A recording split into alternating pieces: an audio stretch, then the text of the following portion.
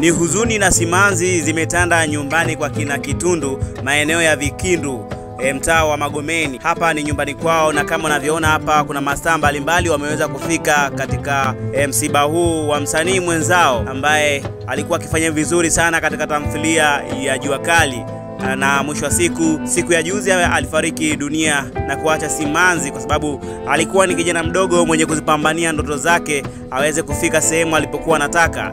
Na kweli Mungu alimsaidia akafika sehemu alipokuwa anataka, lakini kama unavyojua siku zote kazi ya Mungu huwa haina makosa. Na siku ya leo ndio siku ya kumpumzisha kijana mwenzetu. Alikuwa akijulikana kwa jina maarufu kama Kitundu, lakini jina lake halisi anafahamika kama Raidanus Vitalis, ambaye alizaliwa mwaka 1997 na kufariki kwake ni mwaka 2025. Ni namna gani alivyokuwa bwana mdogo ambaye alikuwa akijipambania. Kama tunavyoona mastaa wameweza kufika hapa. Unamwona Joti Lamata Lea akiwa ameshikiliwa, hawezi kujizuia.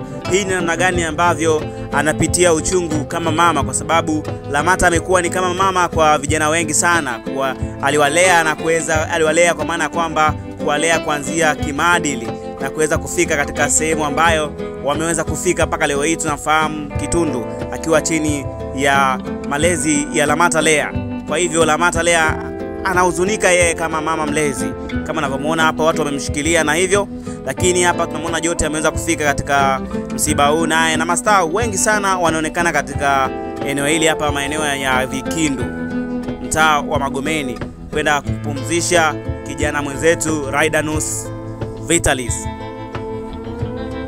Hii inaweza ikawa ni nje ya hichi kinachotokea, lakini ni vyema pia kama ungekuwa unaweza kuelewa hichi ninachotaka kukizungumza hapa.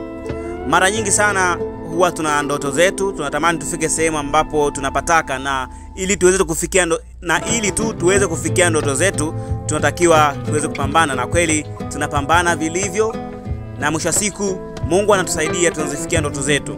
Lakini kumbuka, katika maisha unaweza kupambana, lakini si kila mtu anaweza kuzifurahia juhudi zako ambazo umeziweka ili kufikia malengo yako.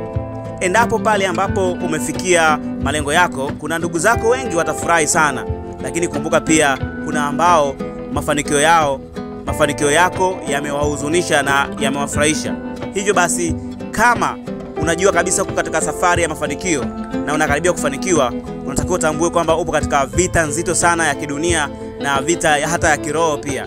Hivyo basi inapaswa katika safari hizo umweke Mungu mbele kwanza aweze kukusaidia, kwa sababu ninachotaka kujaribu kuzungumza, industry ya sanaa huwa ina mambo mengi sana ambayo huwa inatokea, lakini watu wengi wanaamini ni mazingira ya kibinadamu na ni mazingira ya kawaida. Ningependa sana kuwaasa ndugu wapambanaji, ndugu vijana ambao mnatamani kufika sehemu ambapo mnataka mfike, kabla ya kuanza safari hii ya sanaa, mnatakiwa mumtangulize Mungu mbele licha ya yote, kwa sababu kama unavyojua kuna either umtangulize Mungu mbele au uwe una kitu ambacho unajiamini nacho ambacho kinakuweza kukuweka safe katika game. Kwa maana ya kwamba kuna watu wanaamini katika Mungu, lakini kuna watu wanaamini sana katika mambo mengine ambayo si ya kimungu, kwa maana ya kwamba labda ushirikina, waganga na namna nyingine ambazo zinaweza zikawalinda katika game. Kama wewe si muumini sana wa kujilinda katika mambo ya ushirikina au waganga, basi inatakiwa ukishakuwa katika mazingira haya umweke zaidi Mungu mbele. Kwa nini nazungumza hivi? Hivi karibuni tunaona kabisa mastaa wengi sana ambao huwa wanajipambania na wengi wanakaribia kuzifikia ndoto zao. Kuna mengi yanawakuta, kuna wengine wanaacha sanaa kabisa, ama baada ya kuingia kwenye sanaa na kuonja tu mafanikio kidogo, utakuta wanajiingiza katika wimbi la madawa ya kulevya, wanatumia pombe kali, ama pengine wengine wanafariki dunia ghafla, au wengine wanajinyonga, au wengine kabisa inatokea kuachana na sanaa na kupotea na kutokujulikana wapi walipo, kwa maana ya kwamba wanapotea kwenye game. Haya yote watu wanachukulia katika mazingira ya kawaida, lakini kumbuka kwamba unapoingia sehemu kama hii unakuwa unaonekana na watu wengi zaidi, una wigo mpana wa kuonekana na watu. Tafsiri yake ni nini? Ni kwamba hata maadui zako wanakuwa hapo karibu sana na wanakuona kwa ukaribu zaidi, sababu mambo yako mengi yanakuwa public.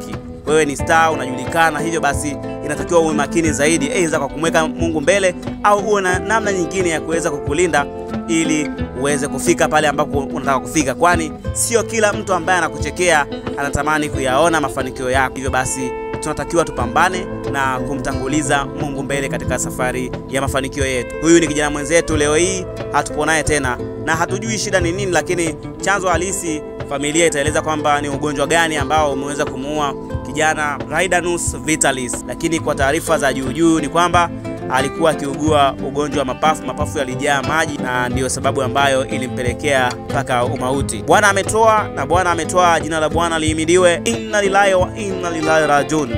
Mimi ni Stephen Kamil na hii ni Regma Film. Usiache kusubscribe, kulike, comment na kushare ili wa kwanza kupata movies zilizokuwa bora pamoja na tamthilia bora zaidi.